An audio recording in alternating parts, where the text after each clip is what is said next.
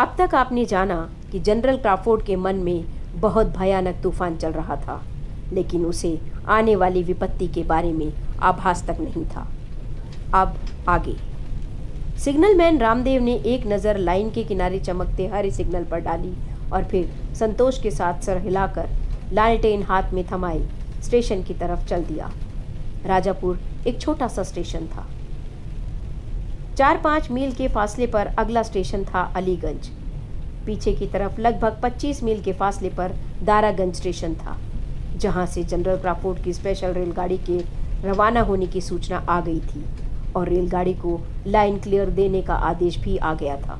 इसलिए हरा सिग्नल पहले से ही कर दिया गया था ताकि गाड़ी अपने सफ़र पर बिना रुके आगे बढ़ती जाए। राजापुर जैसा एक छोटा सा स्टेशन था, वैसे ही उसकी इमारत भी थी। स्टाफ भी बस 2 ही लोगों का था। एक तो रामदेव, जिसे चपरासी से लेकर सिग्नल मैन तक की सारी ड्यूटियां पूरी करनी पड़ती थी, और दूसरे उपेन बाबू, वहाँ के स्टेशन मास्टर, टिकट बाबू वगैरह सब कुछ वही थे। आंधी पानी के आसार बन रहे हैं साहब, रामदेव ने मेज पर अपनी लालटेन रखते हुए कहा। हाँ, दिन भर के टिकट बिक्री के पैसे गिनते हुए उपेन बाबू ने कहा। दिन भर में कुल 12 रुपये 36 पैसे के टिकट बिके थे और उपेन बाबू के ख्याल से आज बिक्री बहुत अच्छी हुई थी। राजापुर एक छोटा सा गांव भर ही तो था, वह भी स्टेशन से लगभग 2 मील दूर। ज़्यादा यात्रियों का आना जाना होता नहीं था। रोज़ाना 5 रुपये के टिकट भी बहुत मुश्किल से बिक पाते थे। पैसे लोहे की सेफ में रखकर मजबूती से ताला लगाने के बाद वे घूमे तो रामदेव को कहते सुना, क्या मास्टर बाबू, आज इतनी बिक्री हो गई है कि नोट गिनने की खुशी में आप हमारी बात ही नहीं सुन रहे। अरे रामदेव, इतनी बिक्री होती कब है? उपेन बाबू ने सेफ की चाबी अपनी जेब में रखते हुए कहा। लेकिन लाइन क्लियर का सिग्नल तो कर दिया ना? बिल्कुल कर दिया मास्टर बाबू, रामदेव एक बीड़ी सुलगाता हुआ बोला। अब गाड़ी जाएगी तो हरी लालटेन दिखाने की भी ज़रूरत नहीं, अपने आप फर्राटे भरती हुई चली जाएगी। तभी बाहर बादल और ज़ोर से गरजे। उपेन बाबू ने खिड़की से बाहर अंधेरे की ओर देखते हुए कहा, लगता है मौसम कुछ ज़्यादा ही ख़राब हो गया है। मुझे लगता है कि आंधी क्या तूफान ही आने वाला है। पानी तो पुल को छू रहा है। अब ऊपर से राम जी भी कहर बरसाने की सोच रहे हैं। भगवान ही जाने क्या होगा। तभी तेजी के कारण खिड़की के पट फरफराए। ये खिड़की तो बंद कर दे, कहीं शीशे ना टूट जाएं। रामदेव जैसे ही खिड़की बंद करने लगा तो फ़ोन की घंटी बजी। उपेन बाबू ने रिसीवर जैसे ही कान से लगाया। अलीगंज से खबर आई थी? किसी किसान ने देखा है? नहीं, हमें तो इस बारे में कुछ भी नहीं मालूम। गाड़ी चल चुकी है? कहीं ऐसा तो नहीं कि किसी ने झूठ की खबर दे दी हो डराने के लिए? हाँ, आप सही कह रहे हैं। सैकड़ों निर्दोष आदमियों की जिंदगियों का सवाल है और हम नज़रअंदाज नहीं कर सकते। फुर्ती के साथ रिसीवर रखकर उपेन बाबू ने रामदेव की ओर जैसे ही देखकर कहा, रामदेव, अभी अभी खबर मिली है। हाँ, मैंने सब सुन लिया है मास्टर बाबू, रामदेव बड़ी लापरवाही के साथ बोला। सब गलत खबर है मास्टर बाबू। अरे अभी शाम को ही तो हम खुद अपनी आंखों से देख कर आ रहे हैं पुल को। मुझे भी यकीन है कि खबर झूठी होगी, लेकिन सिर्फ यकीन के सहारे हम सैकड़ों की जिंदगियों से खेलने का खतरा मोल नहीं ले सकते। मगर ये बहस करने का वक्त नहीं है रामदेव। जाओ, सबसे पहले तुम हरे सिग्नल को लाल करो ताकि गाड़ी आगे ना जा पाए, और फिर पुल को देख कर आओ।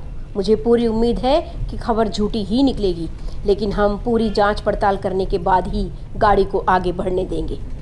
ये बात तो आप ठीक कह रहे हैं कि जांच पड़ताल तो कर ही लेनी चाहिए, फिर सैकड़ों आदमियों की ज़िंदगियों का भी तो सवाल है।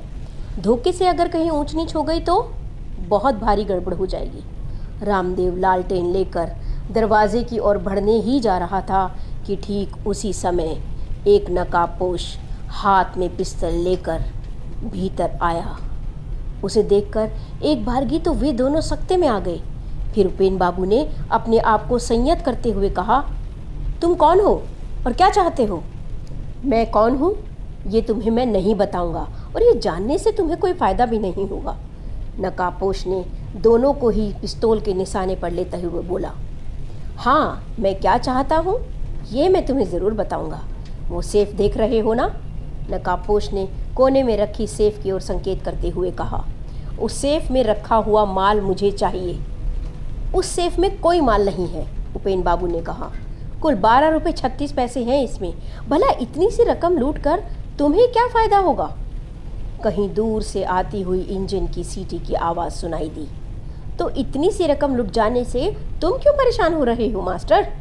नकाबपोश उपेक्षा के साथ बोला। मेरा पैसा होता तो शायद मैं तुम्हें दे भी देता, लेकिन ये सरकारी पैसा है। सेफ खोलो मास्टर। इंजन की सीटी फिर से सुनाई दी। मैं सेफ खोलता हूँ, उपेन बाबू ने कहा। फिर रामदेव की ओर देखते हुए कहा, तुम यहाँ खड़े हुए क्या कर रहे हो? तुम तो जाकर अपना काम करो। खबरदार! रामदेव ने अपना कदम उठाया ही था कि तभी उस नकाबपोश ने कड़कती हुई आवाज़ में कहा, अगर मेरी इजाज़त के बिना किसी ने भी हिलने की कोशिश की तो यहीं ढेर कर दूंगा। देखो देखो, गाड़ी आ रही है। गाड़ी आ रही है तो चली भी जाएगी। ये मैं देख आया हूँ कि बाहर हरा सिग्नल हो रहा है। उस गाड़ी को रोकना, उपेन बाबू ने विनयपूर्वक स्वर में कहा। सैकड़ों आदमियों की जिंदगियों का सवाल है। इंजन की सीटी फिर गूंजी। तुम्हारी ये बेकार की नाटकबाजी मुझे भ्रमित नहीं कर सकेगी स्टेशन मास्टर, नकाबपोश बोला। सेफ खोलो। सेफ लूटते रहना तुम, रामदेव बोला, लेकिन मुझे तो अपना काम करने के लिए जाने दो। खबरदार! लेकिन इस बार रामदेव ने नकाबपोश की धमकी की उपेक्षा करते हुए कहा, कुछ अक्ल से भी काम लो प्यारे। क्यों जरा सी रकम के लिए सैकड़ों आदमियों को मौत की घाट उतार रहे हो? कहने के साथ ही रामदेव ने दरवाजे की ओर कदम बढ़ाया, मगर नकाबपोश ने फायर कर दिया और गोली रामदेव के कूल्हे में लगी। गाड़ी की आवाज़ से लग रहा था कि जैसे वह स्टेशन के निकट पहुंच रही है। संभावित दुर्घटना की भयंकरता की कल्पना करते ही उपेन बाबू कांप उठे। अगर गाड़ी को स्टेशन पर न रोका गया तो फिर उस दुर्घटना को टाला जाना असंभव होगा। चाबी निकाल कर नकाबपोश की ओर फेंकते हुए बोले, तुम सेफ से जो चाहे निकालना चाहते हो निकाल लो, लेकिन मैं गाड़ी को रोकने के लिए जा रहा हूँ।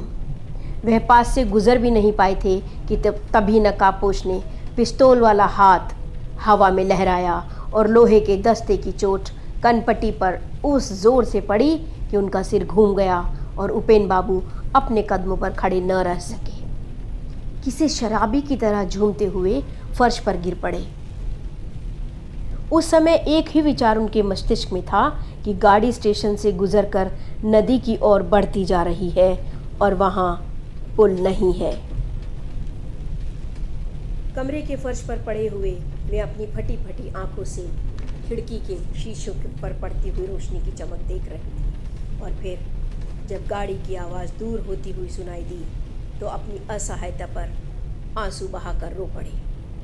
उधर नकाबपोश फर्श पर पड़ी हुई चाबी उठाने लगा तो रामदेव को मौका मिल गया और उसने एकदम उसकी टांगे पकड़कर खींच ली।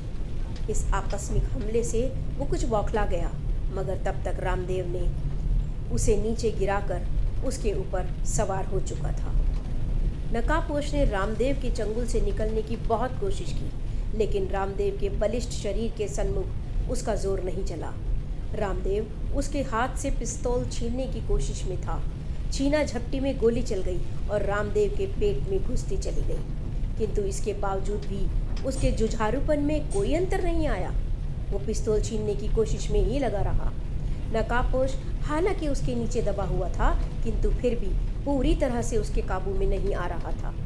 पिस्तौल उसी के हाथ में दबी हुई थी। छीना झपटी में फिर एक और गोली चल गई। इस बार गोली नकाबपोश की गर्दन में सुराख करती हुई गुजर गई।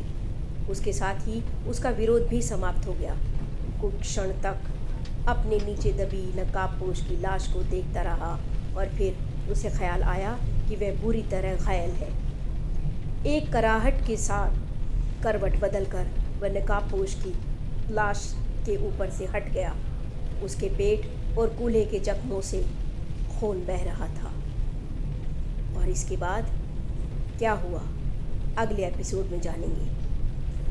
मैं ताशा इजाज़त लेती हूँ। ख्याल रखिए।